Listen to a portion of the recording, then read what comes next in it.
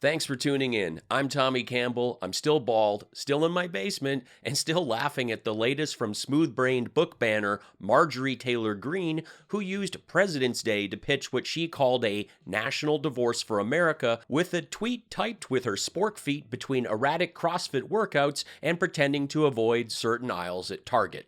Just because you're a homewrecker who cheated on your husband with a series of personal trainers, a Newsmax host, and a beat-faced lunatic in his bunker doesn't mean that the only way to improve something is with a breakup. Maybe start with some problem-solving, counseling, a bit of therapy. All in all, there's a lot of stupid to unpack here, and I'll be after it in a moment.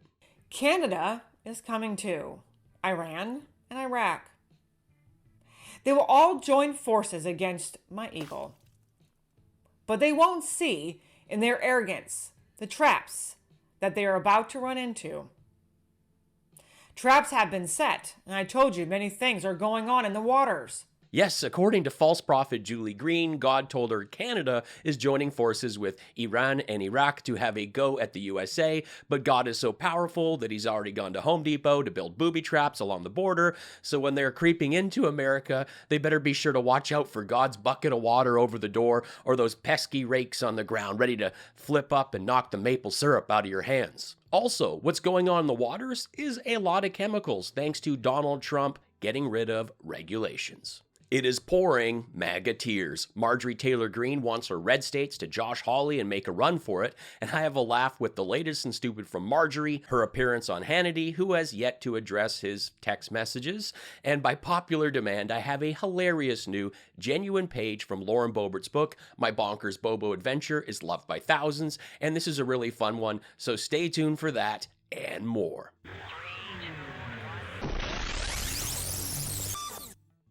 Marjorie Taylor Greene swore an oath to support and defend the Constitution. Now she's pitching secession, something very unconstitutional, and her lack of thought on this matter again exposes her tiny, toxic mind. She wants idiocracy, and she wants it yesterday. Greene is saying that a national divorce would empower individual states to form a smaller government, reduce the federal debt, set their own environmental standards, and the Congresswoman has another idea as well, banning people who move from blue states to red states from voting for 5 years so they don't bring their bad politics with them. I actually favor that idea. Well, this is going to be great when you have a natural disaster and need major help. It looks like Mike Lindell will be running their elections, and they will end up building, walls all around? Maybe go with Trump's dome plan and keep going nuts with all those fossil fuels like you're running your trucks in one gigantic garage. See how that works out.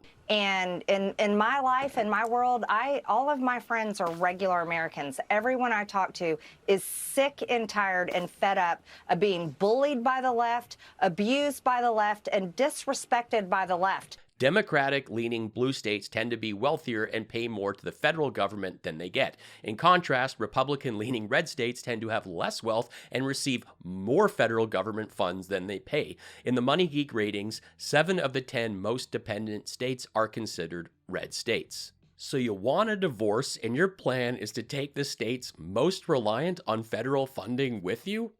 And how does this even work with her own state? Does this mean MTG has to leave? She put about as much thought into this as Herschel Walker did into his debates. Not a prop. And our ideas, our policies, our ways of life have become so far apart that it's just coming to that point. And the last thing I ever want to see in America is a civil war. No one wants that. At least everyone I know would never want that. But it's going that direction, and we have to do something about it. If the last thing you ever wanted is a civil war, why did you advocate for an insurrection and meet with known terrorist groups such as the Proud Boys? These come-and-take-it people want you to try. They are trigger-happy lunatics. We're going to be joined tonight live by Kari Lake and Dr. Walter Doherty, and later Ivan Raiklen. First joining me is Kari Lake. Kari, welcome back to Lindell TV. Hi, Kari. Welcome back to Lindell TV. Hey, Kari. I love Brandon House out there, proving he doesn't need Tom Selleck's slow cousin to struggle at the biggest broadcast place ever. I got this. I actually think this is a much bigger movement than most people in Washington even realize. And you can take a look at the tweets that I made just yesterday. The amount of likes and retweets that those tweets got should tell people a lot. And they're just not aware of it yet because they don't talk to regular people. You see, This woman that comes from generational wealth is saying that she only talks to regular people and the rest of us don't. And she's also trying to use this metric of her engagement on a social media site riddled with bots as if it's just settled now. Sharing a tweet doesn't always mean you're backing what someone's saying.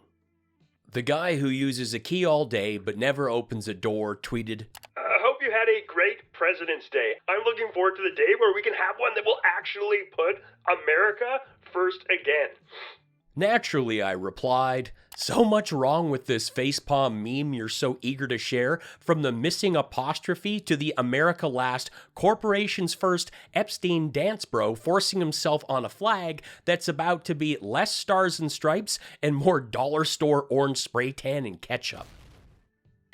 What I think would be something that some red states could propose is, well, okay, if Democrat voters choose to flee these blue states where they cannot tolerate the living conditions, they don't want their children taught these horrible things, and they really change their mind on the types of policies that they support, well, once they move to a red state, guess what?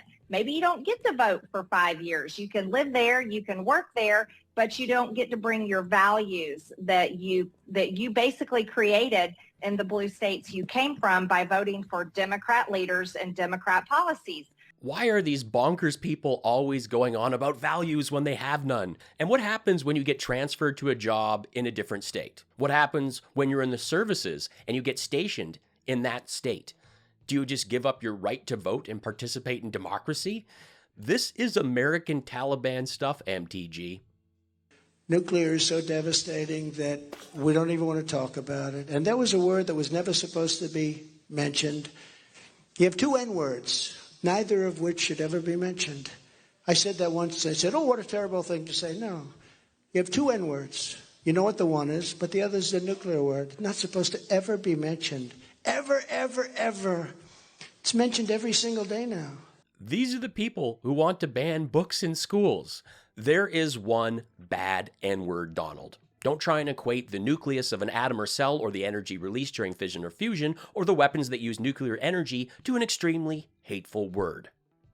So sad what happened in East Palestine. I know it was partly my fault, okay? A lot of it was my fault. It was all my fault. That's why I'm going there to blame Biden. This is really cool. For all my regular viewers and those new to the show, thank you. I'm glad you found me. For several months, I've been reading a genuine page from Lauren Boebert's book. I do this once a week, and it's been pretty wild. In this section, we are at her place of work, about to search for an intentionally missing hamster. Let's get back to it. I had my entire morning hot pole dance routine ready for its big reveal. It was all planned out J6 style, except this wasn't my hand-drawn map with a red bullseye circled around Nancy Pelosi's office that I passed out to every wonderful patriot on my J5 secret tour. No, this was a mind map of the sizzling stage moves I would perform to ignite this uninterested crowd as I peeled off my skimpy clothes. Back when I used to see Ted on the regular, no, not the talking teddy bear with the potty mouth, the Canadian senator. He would often call me his petit oignon. That meant little onion in his native language of France, because I tend to layer my lingerie, had sharp breath, and made him cry whenever we did it. Someone wasn't happy with his dog wife, but his home stuff wasn't my problem, and it was kind of cool to be this powerful man's little onion once in a while instead of Jason's smash pile or corncob facehole.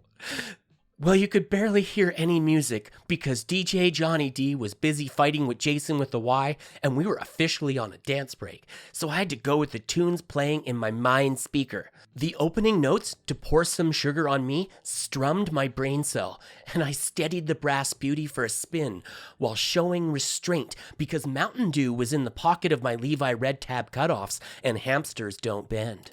I have seen that little fella get in some crazy places, but these jeans were 2 sizes too small, and as my hubs assured me, tight shorts look good and kill crabs. It was a first to have Mountain Dew with me on what Craig calls his Rocky Mountain Broadway. 2 words, and at nighttime. But the reality is, there were certain nuclear moves I'd have to pass on since what? Yeah, that's right. Hamsters don't bend. They don't talk either. Believe me, I tried to teach him some words, but he just ran in his little wheel, dug through the wood chips, and nibbled on corn kernels, which was part snack and part swipe at the 50 shades of yellow teeth I'm going to have replaced with veneers as white as the sheets at Grandpa's meetings one day. It was like a fairy tale.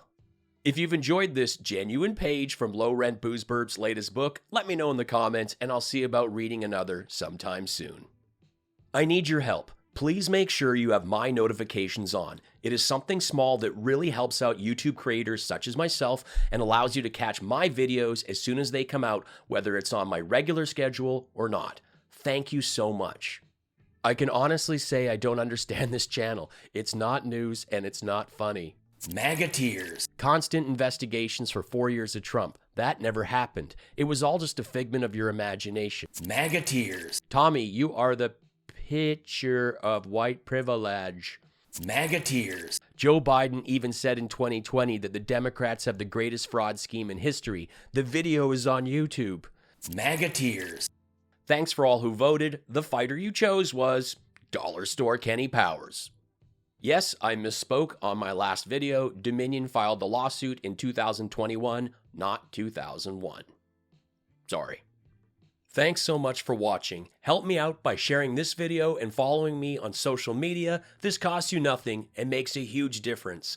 I am a one-man show here, from script to screen, the editing, even the graphics. If you can afford to, please throw me a tip with the easy PayPal link or hit that super thanks button, and be sure to check out my merch that go great with those MAGA tears. I am a stand-up comedian. I've played in 35 countries, have toured with Jim Jefferies for nearly 10 years, and I have 3 albums that you can stream on Spotify and Apple Music or catch them on SiriusXM.